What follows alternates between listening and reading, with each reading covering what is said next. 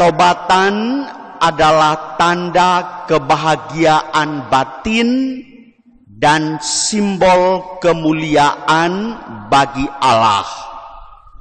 Bertobatlah dan percayalah kepada Injil.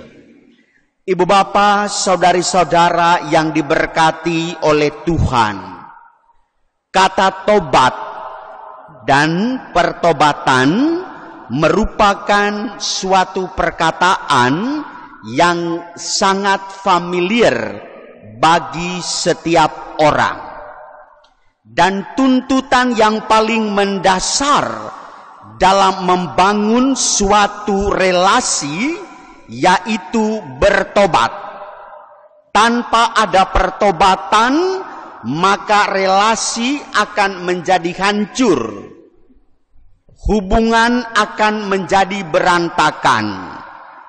Mulai dari anak-anak memasuki usia dewasa sampai pada usia tua, sampai menjelang menuju liang kubur, masih saja mendengar teriakan, bertobatlah, bertobatlah.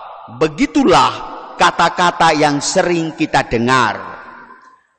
Namun pertanyaannya adalah, apa itu arti pertobatan? Pertobatan berasal dari bahasa Inggris, yaitu repentance, merupakan suatu istilah teologis, tahap keselamatan Kristen yang di dalamnya umat beriman berpaling dari dosa. Sebagai satu tahap tersendiri dalam ordo salutis, dalam suatu ranjang keselamatan, posisinya menjadi bahan perbedaan pendapat. Ada tradisi teologis mengatakan kita boleh bertobat kalau kita belum beriman. Artinya apa? Saya bertobat dari kekafiran saya, maka saya beriman kepada Tuhan yang Maha Esa. Sedangkan kaum reformit, kaum pembaharu, merumuskan pertobatannya sesudah beriman. Artinya setelah Anda beriman, Anda berdosa, Anda dituntut untuk bertobat. Dan dalam teologi Katolik Roma, pertobatan merupakan bagian dari konsep teologis penitensi atau sili yang lebih luas cakupannya. Dalam kitab suci Perjanjian Lama, pertobatan merupakan berpaling dari situasi yang tidak di jalan Allah menuju ke jalan Allah. Bandingkan kitab Nabi Yeremia bab 8 ayat 6. Dan dalam Perjanjian Baru dikenal istilah metanoia, menyesal, berpaling dari dosa, merancang suatu pembaharuan, tidak lagi jatuh ke dalam dosa. Injil Matius bab 3 ayat 2. Maka dalam konsep teologis universal, pertobatan adalah berpaling dari dosa dihubungkan dengan suatu pembalikan yang sesuai kepada iman akan Allah. Dan ini berlaku bagi semua orang beragama, bukan hanya bagi orang Katolik. Maka dalam membangun relasi, pertobatan adalah suatu tuntutan mutlak. Anak-anak kalau tidak bertobat, orang tuanya suka mengancam. Kalau kamu tidak bertobat, saya akan memanggil polisi untuk menangkap kamu. Saya akan memanggil dokter untuk memvaksinasi kamu. Dia akan takut. Maka pernah dalam suatu perjalanan, ada seorang bapak bernama Emmanuel Marga P. P ini silakan Anda tafsirkan sendiri. Bisa bermarga Pandiangan, bisa bermarga Pardede, bisa juga bermarga Parjolo. Tidak ada marga Parjolo ya. Dia menaiki bus Trans Batam dengan menumpang di depan Puskopkar halte menuju Nagoya. Duduklah dia di samping seorang ibu yang masih tergolong muda. Dia menggendong seorang bayi tergolong usia sekitar 8 sampai 12 bulan. Sepanjang perjalanan anak ini menangis luar biasa. Mamanya mengancam dia, "Bertobatlah nak, berhentilah menangis," sambil memberikan ASI kepada anak itu. Lalu Bapak Emmanuel Marga P di samping ini main mata, lirik-lirik sama mama ini. "Ayolah, kasih cepat supaya jangan merengek anak itu." Itu isi main matanya tanpa kata-kata ya. Lalu mama ini juga spontan mengatakan, "Nak, berhentilah menangis, menyusullah di tempat mama ini." Masih juga menangis. Sampailah mereka di depan Muka Kuning. Dia ancam anaknya itu, "Nak, kalau kau masih menangis terus, susu ini mama kasih ke om yang di samping ini." Omnya senang minta ampun ya. Namanya Emmanuel Marga P. Dalam hatinya, dapat rezeki ya Allah ya Rabbi, senangnya bertobat. Oleh karena itu kalau tidak bertobat enggak kebagian. Demikian juga masa remajamu, masa dewasamu. Kalau pacarmu itu main mata, kalau selingkuh, katakanlah, bertobatlah saudara. Kalau Anda tidak bertobat, saya putus saja, tidak masalah. Setelah itu dia pulang ke rumah tidak akan tidur nyenyak.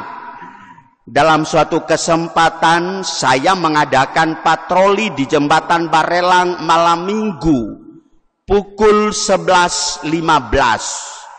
Saya menjumpai seorang pemuda dan pemudi sedang berkelahi. Lalu saya berhenti dari mobil. Saya pura-pura mendekati sang cewek itu. "Kenapa dek? Kok kamu berkelahi di jembatan ini?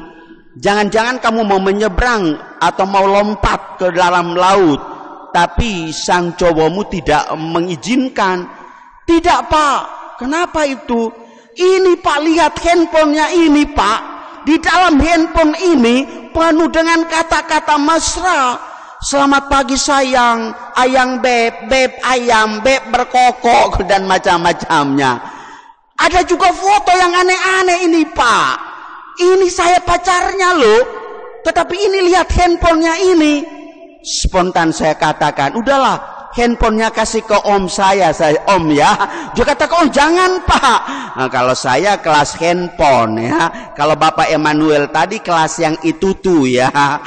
Lalu langsung sang cowoknya mengatakan, "Inilah papa, saya sudah katakan bahwa saya bertobat, tetapi dia tetap ngotot memegang handphone saya, padahal handphone saya itu iPhone, harganya 12 juta. Ya syukurlah, inilah menjadi taruhanmu.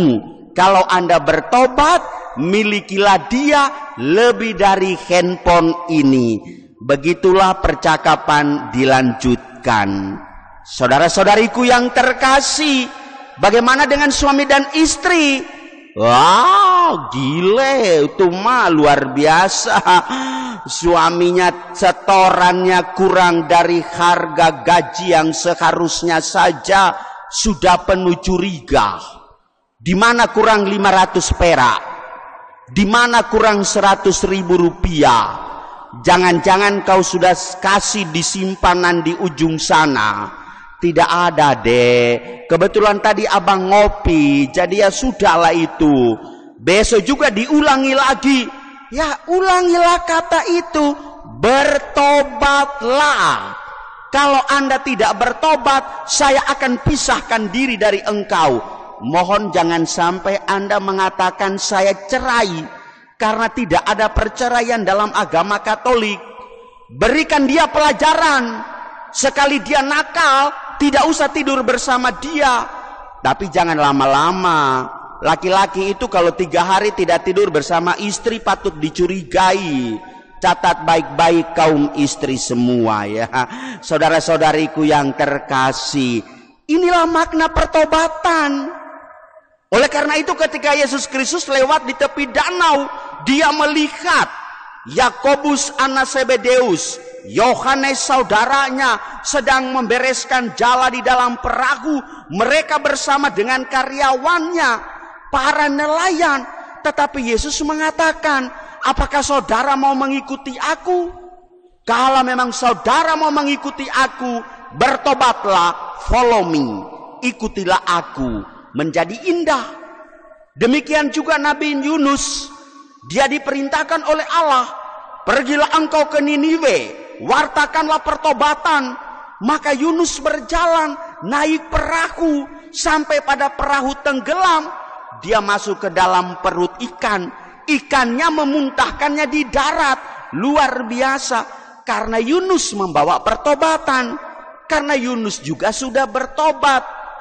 Maka pernah dalam suatu perjalanan di atas kapal, saya sedang membaca buku yang berjudul Nabi Yunus mewartakan pertobatan dan masuk surga.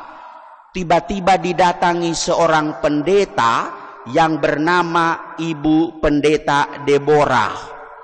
Lalu Ibu Pendeta mengatakan, buku apa yang pastor bacakan itu? Saya jawab, Yunus masuk surga. Ceritanya bagaimana? Yunus masuk dalam perut ikan. Lalu ikan memuntahkan dia di darat. Saat ini Yunus sudah masuk surga. Pendeta Deborah mengatakan, apakah pastor percaya kalau Yunus masuk surga?